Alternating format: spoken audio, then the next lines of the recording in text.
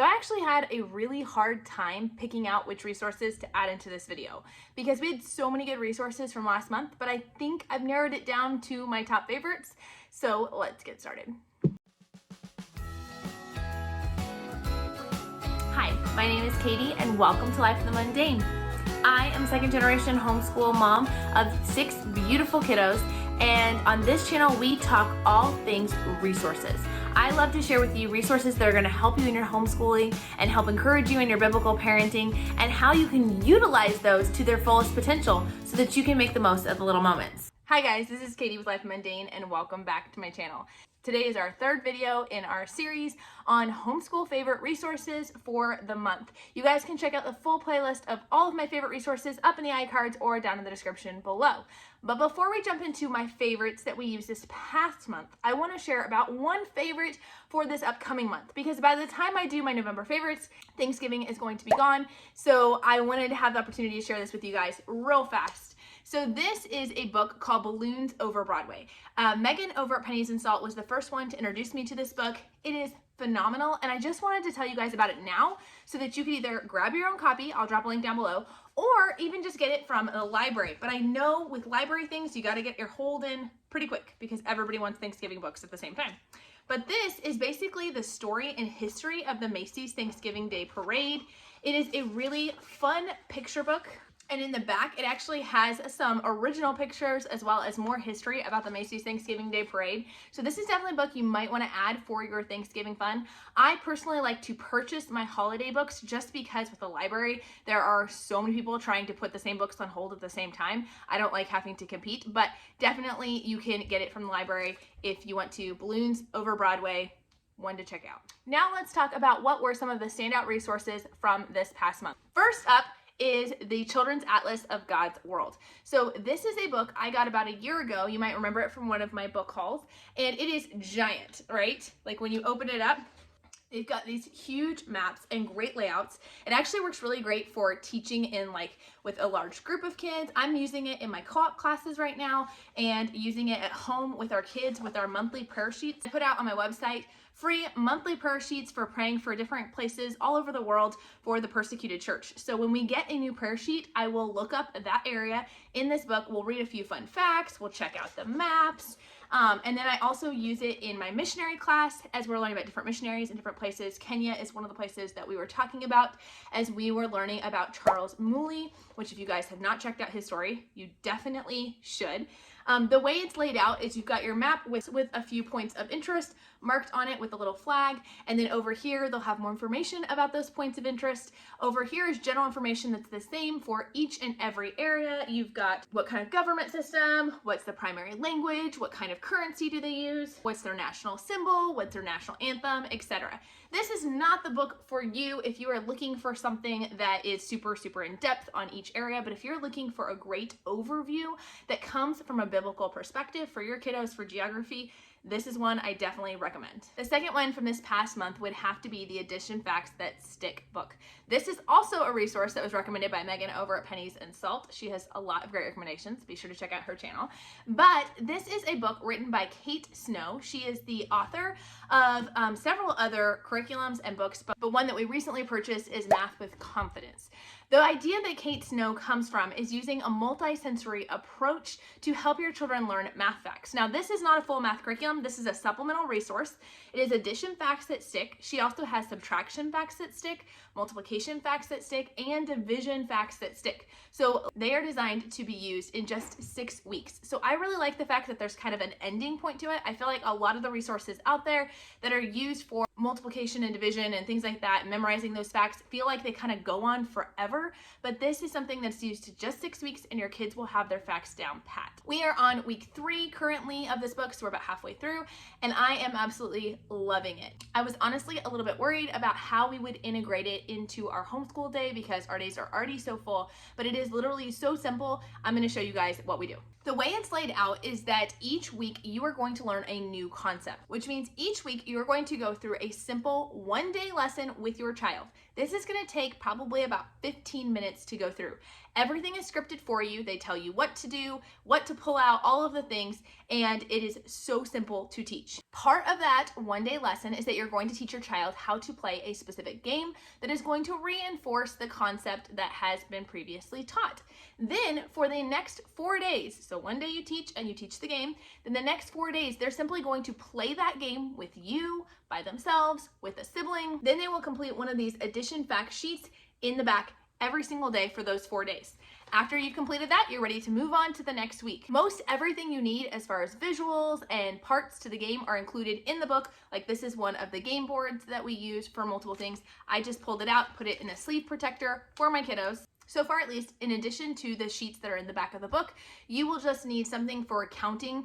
So it could be counting bears, it could be beans, it could be any kind of small items that you can utilize for visuals. And you'll need things like a deck of cards, stuff like that. It's very, very simple, easy to use stuff that you have all around your house. It doesn't take a lot of time. It's very easy. And by playing these games, she has been able to quickly identify things that I have been trying to teach her for years. Next up, another resource we have been using this month and absolutely loving is Creative Fabrica. So you guys probably saw I did an entire video on Creative Fabrica and how it works. I will leave a link up in the iCards and down in the description below. But it is a company that allows you to only pay $3 for an entire year, $2.99 for an entire year worth of educational printables. So we printed out these really fun fall scavenger hunt things. So it's got pine cones and leaves and squirrels and acorns and corns and trees and all the things. And then my kids, as we've been going throughout the fall season, when they see these things, they check it off. This is one of the blank ones I wanted to show you guys, and they check it off to see if they can find all of the items on the list. That is just one of the many types of printables, and that was actually part of a printable pack that had tons and tons of other sheets that we actually get off there. So the way that this website works is it's very similar to Teachers Pay Teachers. And so it's all these resources that teachers have uploaded for people to use. You pay $2.99 for the entire year to get a teacher's club card. This club card allows you to download 5 downloads a week. And then that means you end up getting over 260 downloads in an entire year. So I've gone in, I printed out these. I've printed out sheets to help my children who are having trouble with B and D reversal. They've got some great Christmas printables that I'm planning to print out as well. They have activities on there from preschool, toddler, all the way up to high school, although primarily we're talking middle school down is the majority of their information. I'm going to leave a link down in the description below where you guys can check out the Teachers Club card, grab yourself one, because literally if you can find even just 1 or 2 resources, it pays for itself. But I will also link down there a video that I did explaining it all, showing you guys what the website looks like, how the process works, in case you want more information. The next resource up on my list is our morning menus. Now, I have already talked about aspects of our morning menu on this exact playlist, so I'm not going to go into too much detail, but there's one particular page that has stood out this month that has been super helpful. We've already talked about our emotions page, and I mentioned to you guys that I do have these prayer sheets that we use every single month. We just got done praying for Kazakhstan. We are now this month praying for Egypt. One page that's been really helpful is the important information page. Now, I can't show you the page because it does have important information on there, but on this page, it has things like our phone number, it has our address, 911, and when you should call 911, and then it has each of the kids' birthdays on there. Every single morning, we read through that information, and our kids are working on memorizing that. Now, my older kids had memorized that before. This is just a refresher course, but for my little ones, they'd never memorized that information, and so we're going through all of that. Also, we're using that as a jumping off point to talk about different safety things. What should you do if you get lost? And when are some situations when you might need to give this information? When it's appropriate, when is it not? We have been talking about that information since we started school back in September, and because of that, in October, at the beginning of October, we went to the pumpkin patch, and my 5-year-old got separated from our group. There was a ton of different school groups there, and our areas, our zones that we were supposed to stay in were kind of all next to each other. She ended up in the wrong zone. She got separated. She couldn't find me. But instead of panicking and freaking out, we had talked about what to do if you got separated from mom. So she walked straight up to a mom with kids and said, "Hi, this is my name. I can't find my mom. This is the information. Can you help me find her?" And the mom was able to find us. It was very scary. I actually vlogged the whole trip, and you guys can check it out up on our family channel at Adventures of Life Mundane. I'll leave a link up here and down in the description below. But it was a scary moment, but way less scary because she knew that information, and so we were able to be reunited quickly. And I was very thankful we had had those discussions. So if you guys have not gone over that information with your kids, I highly recommend it. Or if it's been a while, it might be good to like refresh. My final resource for this video I want to show you guys is Mathematical Reasoning Beginning 1. Now there's a whole bunch of these books. I have only used the Beginning 1 book. We are about 3/4 of the way through it with my 4-year-old. So these books are designed for, I believe the first book is actually designed for 4 and the second book is designed for 5-year-olds. It could be 3-year-olds and 4-year-olds. I will write down in the description what the correct answer is.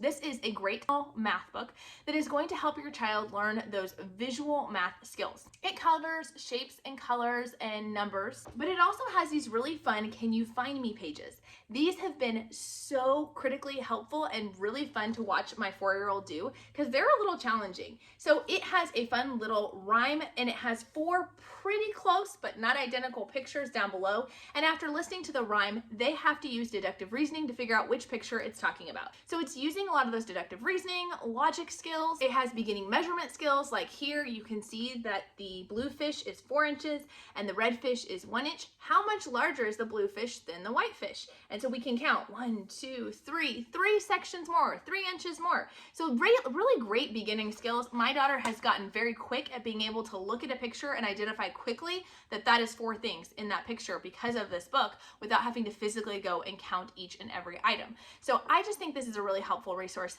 That being said, caveat, it is a little bit on the pricier side, but here is my little tip for you.